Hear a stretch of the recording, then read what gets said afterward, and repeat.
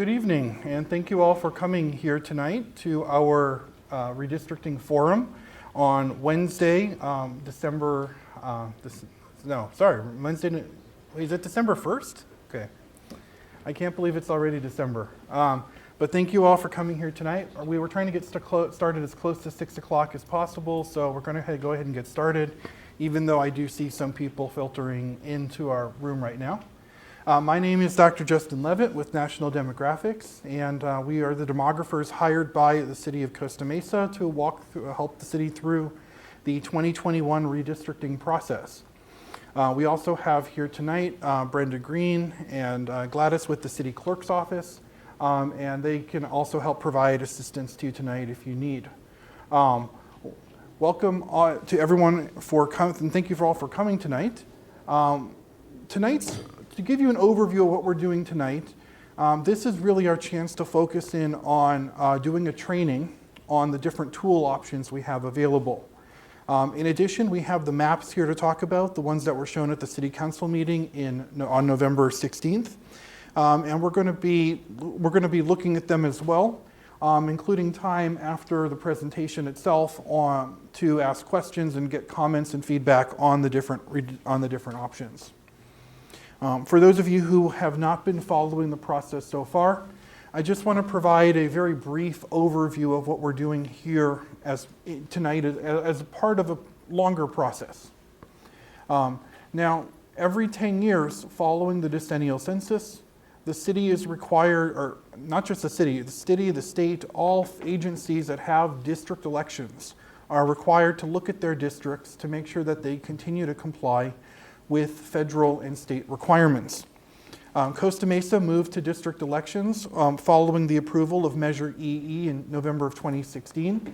And although districts have been used in 2 elections so far, 2018 and 2020, we do have to look at them now because of the 2020 census, which we took last year, and the numbers were received earlier this year. In particular, new laws like the Fair Maps Act have changed the requirements substantially on how districts have to be drawn. Right now, we are in the middle of the process. We've entered the second stage of the process. We have some draft maps available. But I want you to understand it's not close to being done yet. While we're looking at draft maps, we are receiving more. We've actually received several just this week. And we continue to welcome new draft map options, particularly through our next council hearing, which will be in February. We also will have another community forum January 8th. That's also going to be to discuss the draft maps, and the focus will be less like today on the drawing tools and mapping tools and more on the different draft map options and really trying to give you in the community the time to give feedback and take a look in detail at the different map options. This is all really in anticipation of an April 17th, 2022 deadline. That's when the state needs to have all district lines for all cities across the state in order to hold an election in November of 2022. We are quite a bit delayed because of the pandemic. We actually have about 6 months less than we otherwise would have. We didn't receive census data until September. But given that, we're really working hard to push the process forward and work toward getting that map accomplished or getting the map drawn.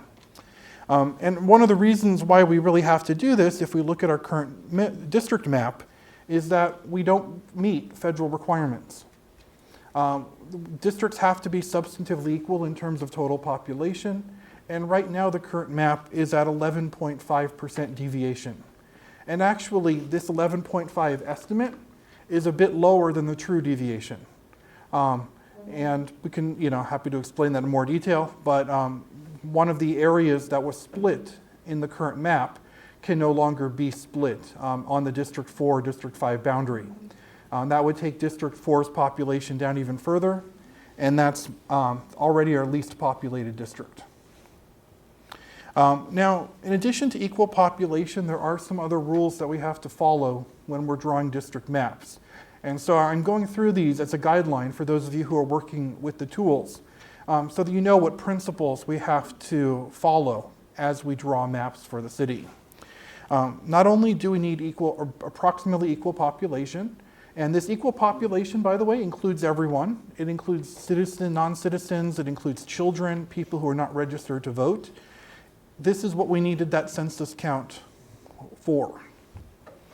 We also have to follow the Federal Voting Rights Act. While race or ethnicity cannot be the only factor or even the predominant factor in the creation of a district, it's one of many factors that we consider as we're looking at the different criteria. In particular, the City of Costa Mesa currently has one majority Latino district by citizen voting age or eligible voter population. And that is District 4, our most underpopulated district. And so respecting the needs of that protected class community, particularly their ability to maintain a district that they can elect a candidate of their choice, is going to be one of the factors we have to balance along with all of the other criteria on this list. Like I said, it can't be our only criterion, but it has to be something in balance. Now, where there's the most change from 2017 is actually in this middle column. The California criteria for cities comes from the Fair Maps Act of 2019. It's actually being used for the first time in this redistricting process. And it gives us a rank-ordered list of criteria that we have to incorporate in this order. Contiguity is the first. Contiguity is the idea that each district must be one solid piece. You can't have a little bit of a district in one part of the city and another bit in a different part of the city that are not connected to each other. You also need to have undivided neighborhoods and communities of interest to the extent possible. Again, allowing for the fact that equal population requirements, Voting Rights Act requirements, contiguity requirements, as well as keeping whole census geography together may necessitate dividing a community. At our last city council meeting, if you go back and listen, there was a lot of discussion about the way that a census block does just that. It incorporates portions, but not the entirety, of two separate communities. There's no division line in the census geography between those two communities. And so that creates some challenges under this particular criterion. How do we figure out if we can, maybe it's best to try to keep both communities together in the same district, but what happens if that affects the population deviations? Third, easily identifiable boundaries is the principle that it should be easy for voters to identify which district they live in. So to the extent we can follow major roads or use factors like parks or unpopulated areas, maybe even commercial districts, as boundaries between districts, we should try to do so to help people understand more easily which district they live in. Fourth, compactness, which the law defines as not bypassing one group of people to get another group of people. And of course, all of these are rank ordered. So we have to take these considerations in this order. If a community is not compact by this definition, but that is where that community is, we must keep the community together first before we look at and consider compactness. And the law also prohibits, specifically, favoring or discriminating against a political party. So partisanship, you'll notice, is not in our data set. We do provide voting and registration totals. We don't provide partisan information, and that's not a consideration the council can consider. In the third column, other traditional districting principles. These are principles that courts have recognized that can be considered after and only after we've considered federal and state requirements in that order. So for example, minimizing voters shifted from one election year to the other recognizes that some voters who last voted for council in 2018 may be moved to a district that has their next election in 2024, going 6 years between potentially having a vote for a council member. Respecting the voters' choices is the principle that the voters of the city have elected a council, and that it should be up to the voters, not the stroke of a pen on the map, as to whether council members continue. Future population growth is the idea that if we know that an area is going to be highly impacted by new development, we can take that into consideration. Although still being approximately equal, we may be able to slightly underpopulate that area with new growth. And all of these in this third column again, we take these into account if we're looking at two maps that we think are more or less equal and more or less meet all the legal requirements. Now, we're going to come back to the draft maps later on in the presentation after we demo the tools. But just to kind of give you the overall picture, we've already received, actually now it's up to about 15 draft maps from the community. We're getting the maps processed as they come in. These are the maps that we've received up through the last council meeting. So we did receive one submission on the day of the council meeting that informed us that public map 101 was incorrectly drawn in. And so we have fixed that with public map 111, which we have here tonight as its replacement. And so that was a mistake on our part on drawing that map in that was submitted to us. We also have received some maps that are not legal, but we include here for the purposes of discussion. For example, map 103 is 32.7% deviation. That's above our 10% limit on how much districts can deviate from perfect equality. Other maps that might need modification, we also keep in the interest of showing you what the different options are. And maybe something in these maps does work and can be applied to another map that you want to create as part of the process. Or they just illustrate some of the challenges of the new law. For example, map 107, public submission, so we include it. It does not meet the compactness requirements of the Fair Maps Act. Now, in addition to these maps we have here tonight, and we have them in paper form as both maps you can take with you, as well as the larger poster boards in the back. They are available on the city's website as well. And so now I'm going to switch over to that website so that we can take a look at that, the interactive web viewer, and the different mapping tools.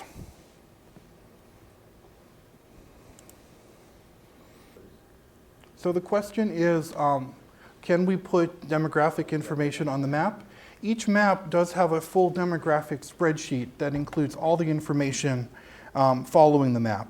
And so as I go through the website, if we look at our draft maps, each map has a PDF. If we go to the PDF of the map, the second page we have the deviation as well as all of our other demographic information. We want to include all of this demographic information so that we don't just focus on that one number. Although we do also have a summary table available of all the maps with whether or not the deviations are above or below that 10% on that table.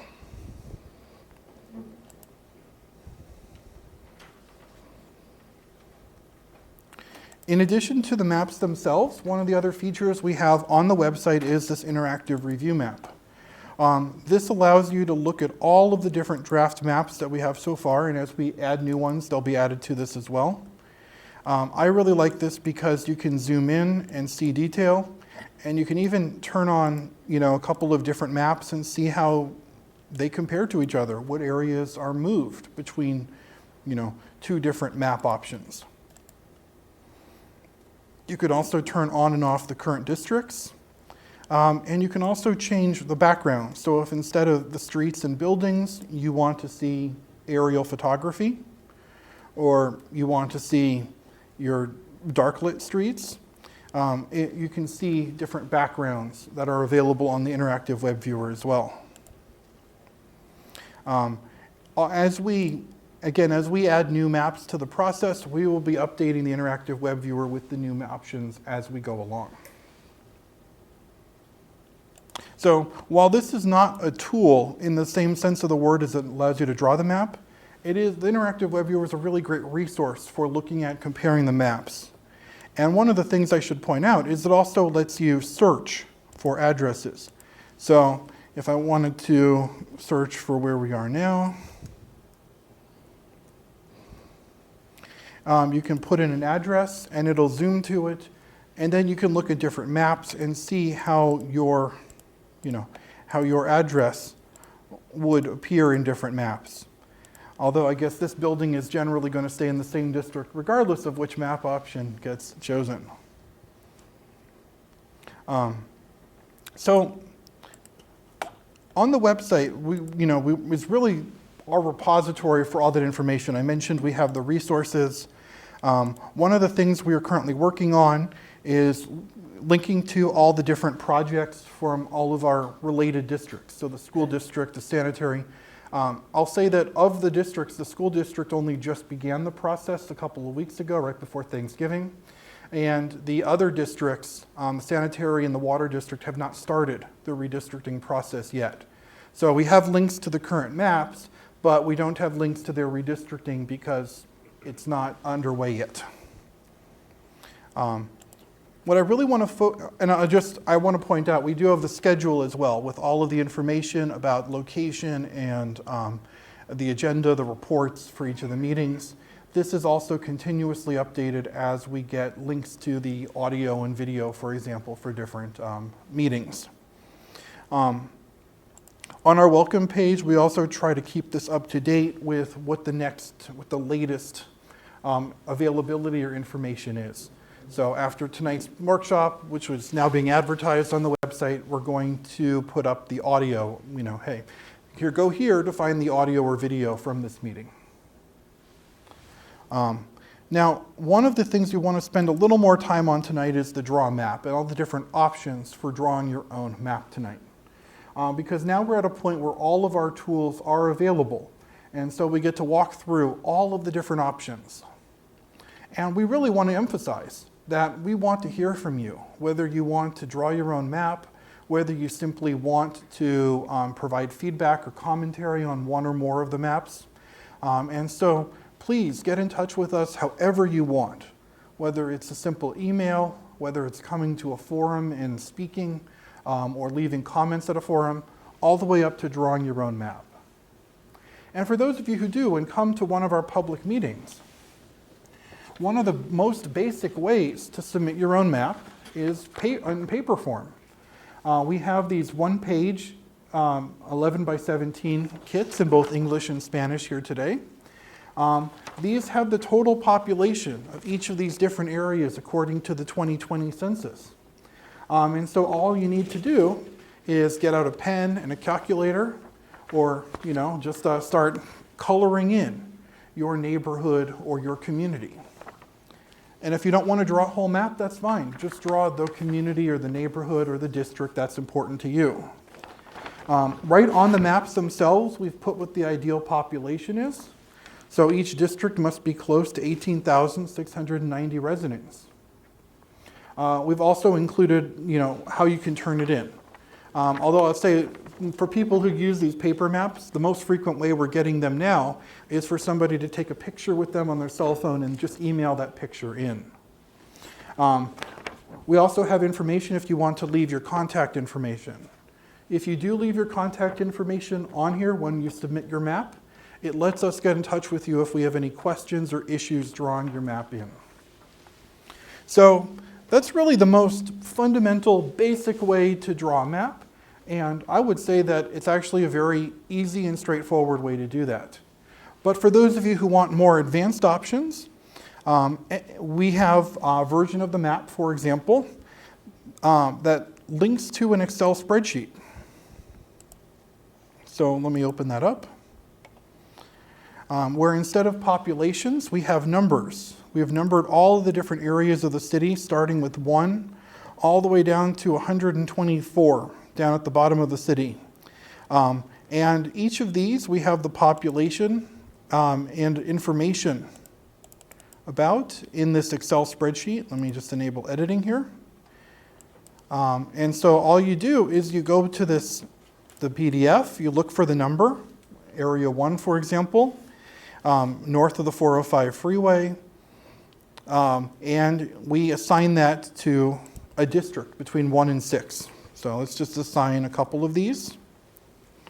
And you'll notice as we assign them, the population starts to grow because it's automatically doing that work of your calculator for you. That as you're adding the people to the district, it's calculating it automatically. So let's just go ahead and add a few more random numbers in here. And you'll see as I do, it's changing some of the numbers up here as it's adding population to the different districts.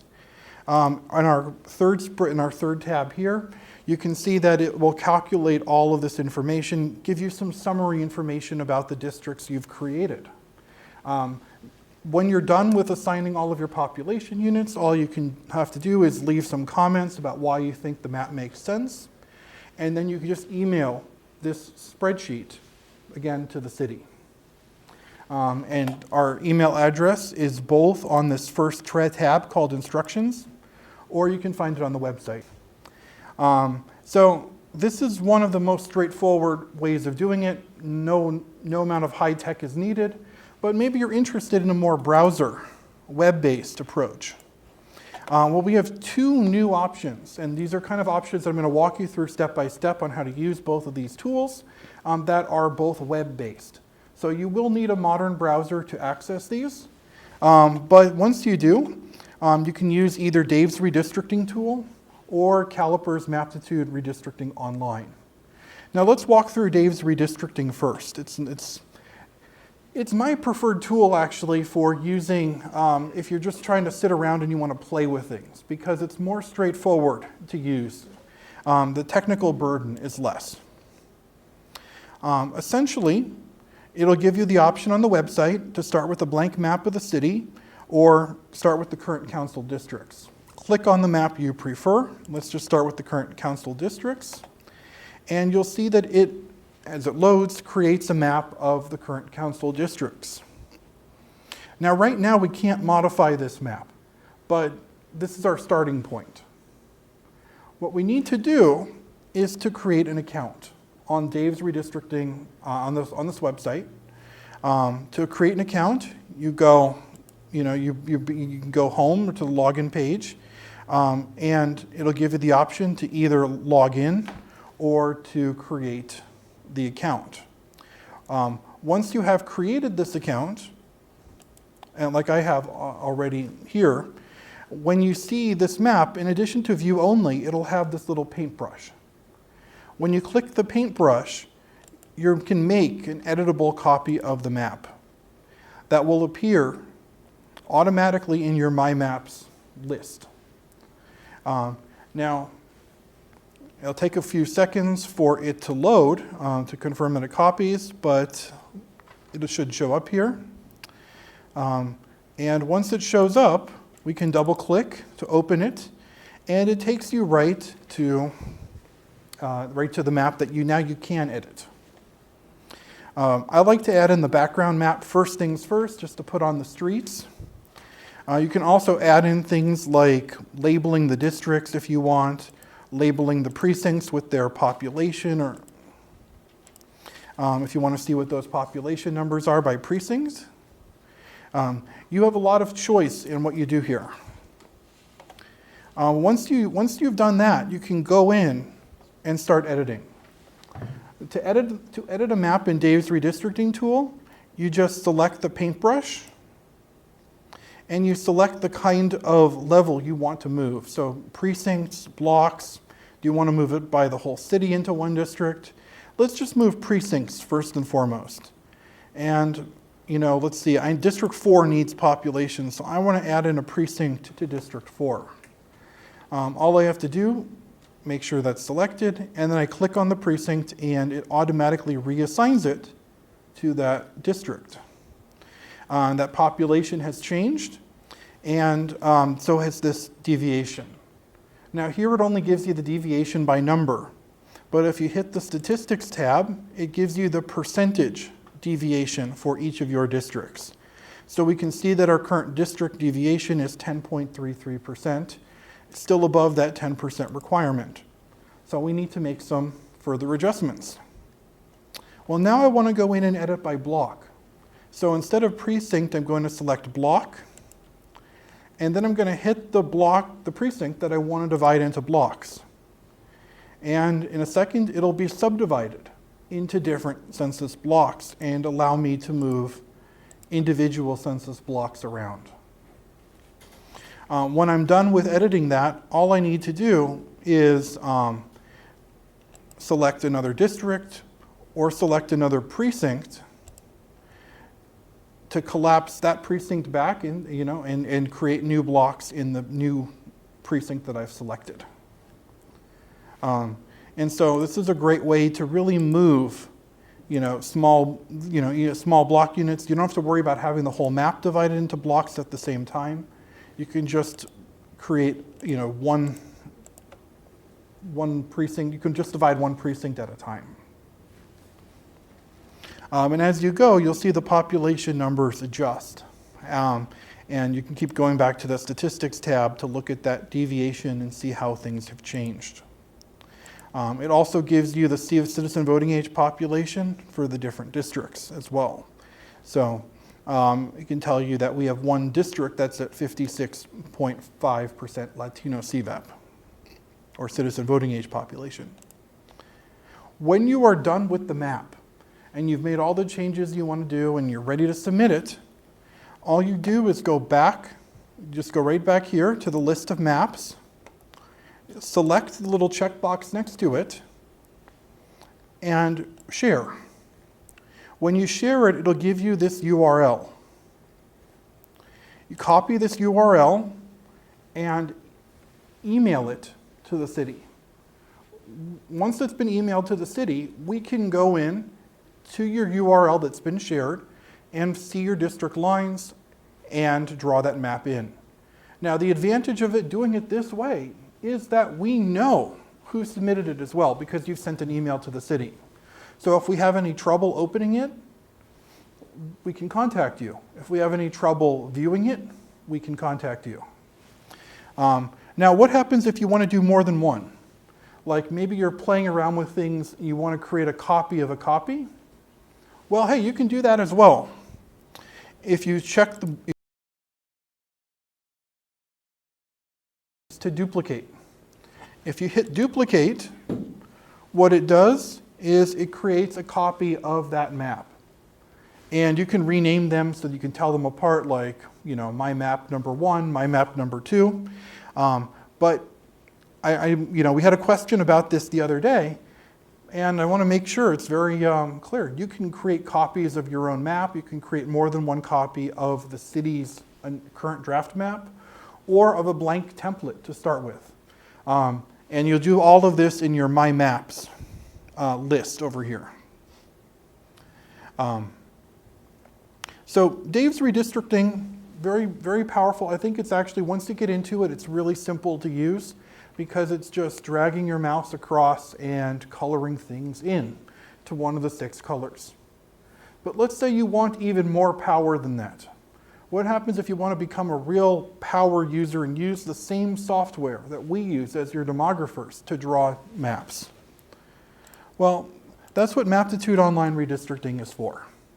And this is a new tool that just came out this week, or made available this week for the city. It's so new, in fact, that I don't have an account yet. So I'm going to walk you through the whole process from starting the account up to modifying the different maps. So when you click the link on the website, it'll take you to this lovely blue page. And the first thing you got to do is go to New User. And you're going to create a username. I'm going to call myself jlevittndc. And you create a password.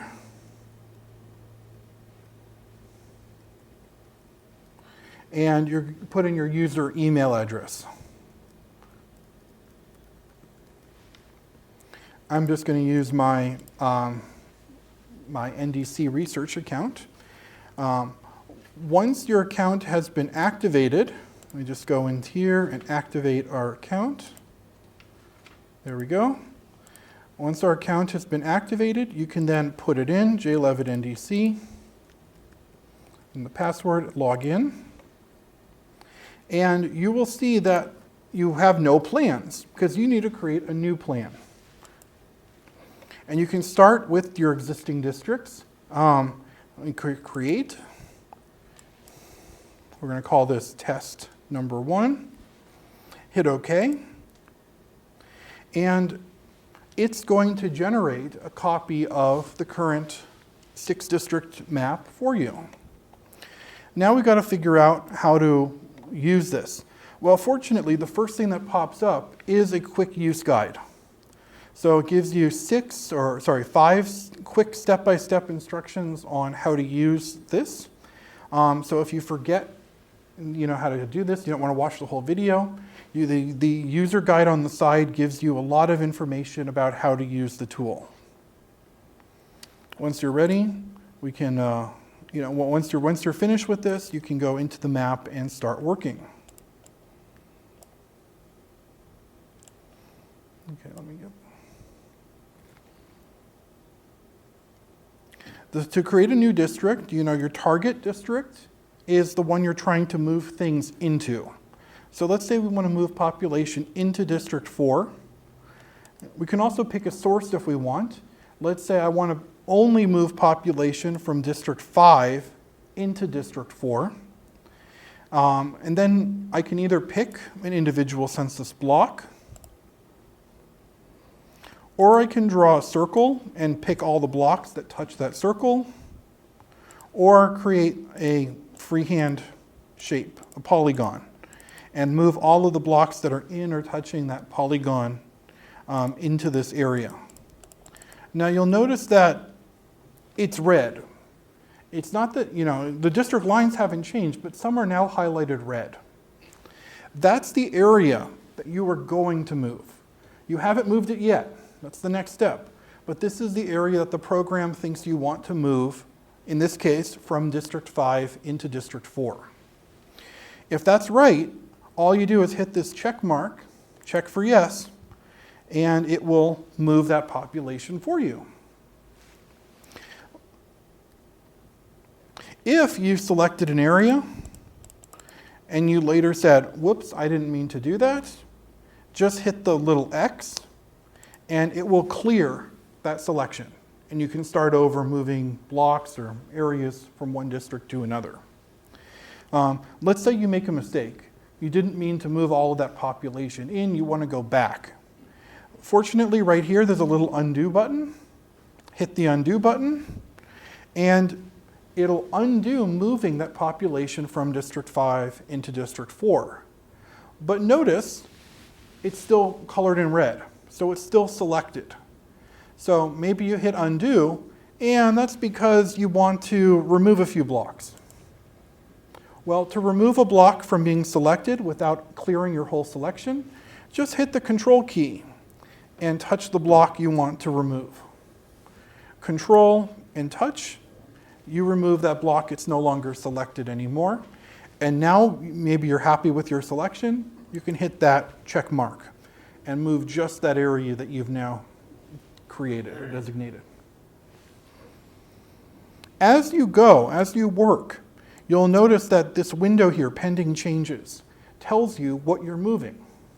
You're moving 2,476 people from District 5, into District 4 from District 5. That's going to create a deviation of 37% in District 4 and leave District 5 at a deviation of minus 41.7%. Now, clearly these are not legal districts, but we're doing this just for the sake of example. As you go through and you want to make changes, let's say we're going to move some from here, the pending changes window is your friend, letting you know what you're doing to the map as you're moving things through. You can always look at your districts fly-in to see what your current districts are at. This gives you the current statistics, and notice that even when I've selected some area, it won't change what's in this districts menu. This only reflects the changes that you've made, the areas that are currently assigned to one district. We also have here under display a place where you can view all of those different thematics that we've shown you throughout the process. So let's say I want to know where Latino citizen voting age population is, and I remember that map that we had in that first presentation. We can recreate it here, except now you can zoom in and see street level detail on where the different boundaries are in the area. We can also look at a slightly larger scale at percent multifamily housing, for example, or percent of the population that are college graduates, and all the different demographics that we showed you early on in the process. So this is really, as you zoom in further and further, it'll even show you the streets. It'll even show you the population of each of these different blocks. And although it's tiny here, you'll be able to blow this up on your own computer and see it a little bit larger on that. You can also turn layers on and off. So if you don't like our landmarks, you can turn landmarks out, or if you don't want to see where the current district boundaries are, you can turn that on and off. Basically, the layers and map tool really let you customize what you're using as you are working through your map.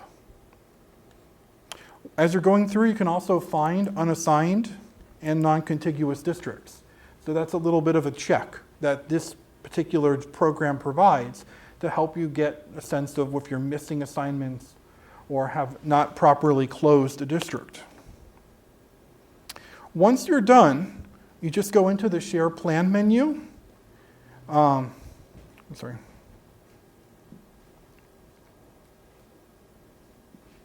you can submit to administrators.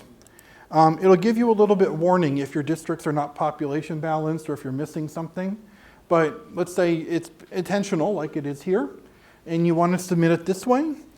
It pops up with this little window that lets you type in a description of your plan and put in your contact information. This will generate an email to us, NDC, with all of your information letting us know you've submitted a plan. If you haven't done this and you just create a plan without sharing it, without submitting it to administrators, we don't know it exists. So this is what tells us that your plan is ready for us to process and make into one of our nice little poster boards here.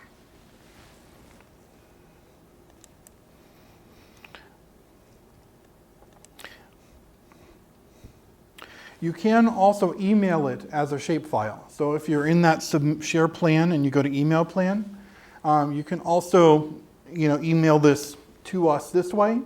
Although we really encourage you, if you are using the Maptitude for Redistricting Online, that you submit through the system rather than doing it this way. It makes it easier for us to process. But you can, if you do it this way, make sure you add in either a Maptitude plan file or an Esri shape file so that we can view it, download it, and process it. But again, I really encourage you, if you are using it this way, to share and submit that way. I'm going to cancel this. Cancel. So share plan, submit to administrators. That's where you really want to go.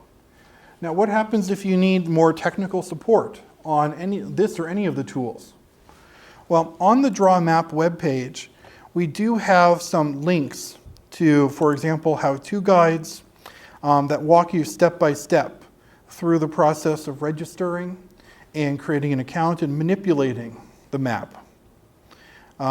For Maptitude Redistricting Online, we also have linked here, let me just go into this, we also have we also have our tips menu, which we can turn in and out, including changing the language you want the tools to be displayed in, and walking you through step by step how to use this. We also have our help menu, which can come in and out, which gives you a much more in-depth guide. And if all else fails, just send us an email. And if you send us an email with the problem you're having, we are happy to reach out to try to provide some additional technical support if we need to. And once you're done, you don't need to save anything. All you need to do is just go back to My Plans, and you'll now see that your map is there. And you can, in this menu, the Plan Manager as we call it, you can open or copy a plan. You can also create a new plan from scratch. Keep in mind, you can also view this website in several different languages. It's also compatible with Google's Auto Translate if your browser uses one of the languages it doesn't come natively in. And so that's a little bit of an overview of the really 4 different tool options that we have available tonight. And so let's start by just asking if there are any questions about any of the tools or about any of the things that I've mentioned or talked about tonight. Yes? Is the most recent decennial census data included on these maps? Is the most recent decennial census data included on the maps? I'm repeating it for the record. All of these tools use the 2020 state-adjusted census data. So these are not the raw census numbers, but they have the state's prisoner realignment numbers adjusted. So the final numbers. Just one more question, Doctor. Will there be any error messages that come up if the map does not conform? So are there error messages that come up if you don't conform? Well, in Caliper for redistricting, you saw that when I tried to submit it with a district that was more than 10% deviation, there was an error message that came up. Are you sure you want to submit it? Now, there isn't an equivalent like proactive, hey, there's an error in Dave's redistricting. But if you go to that statistics tab in Dave's redistricting, it will actually highlight it. It will highlight it in black. It's saying, that it's higher than the 10% total deviation allowed. It won't stop you. Neither one will stop you from submitting it, because there may be a reason why you want to submit a map, even if it's not population balanced. And I do have to say, oftentimes people do submit maps that are not population balanced because they want to highlight something about communities. Maybe they were never trying to draw a map, but they were trying to draw what their community was, or community is, I should say. And we welcome people drawing in whatever they need to draw. We just hope that when you do submit, you put into that comments window what exactly you are trying to achieve with your map. So if it's a comments map, then we know, okay, we don't have to draw it in the same way and flag it for the council. We can just put it under communities of interest testimony and flag it for the council and the community is, this is something that was submitted to further our discussion of communities of interest. Does it flag any of the other criteria that you mentioned about what? Does it flag any of the other criteria is a great question. Now, the trouble with the state's criteria, the state's adjusted criteria, is that most of them are not objective. The contiguity one, the first one, it'll tell you if it's not contiguous or not. But does it keep communities together? Well, sometimes you have to divide a community because population numbers work out that way. Some people define communities differently. We've worked with cities where there's 2 community groups representing the same community that have a different definition of where that community is. And there's an overlapping area, but there's a different extent. And with compactness, it's something that really can only be seen visually. There are more objective or statistical measures of compactness, but the state's criteria is not that objective numerical criteria. It is something that's more subjective.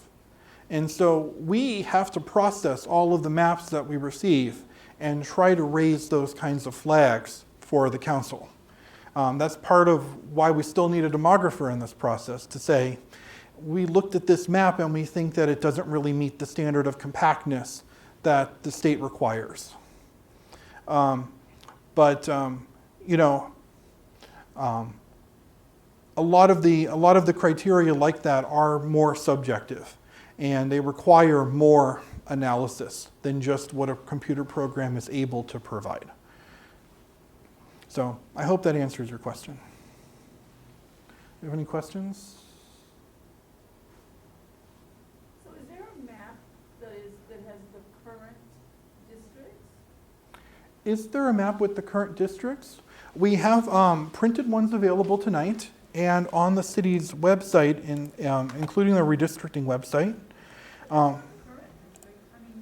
know you changed something, and I'm not really sure. I still don't understand why you changed it, because it doesn't represent at least what the voters thought you were in that district. Like, did I vote in the wrong district? Because according to your map, you're saying is the current district map, there's a lot of people who said, oh, I didn't know it was in District 4, I voted in District 5.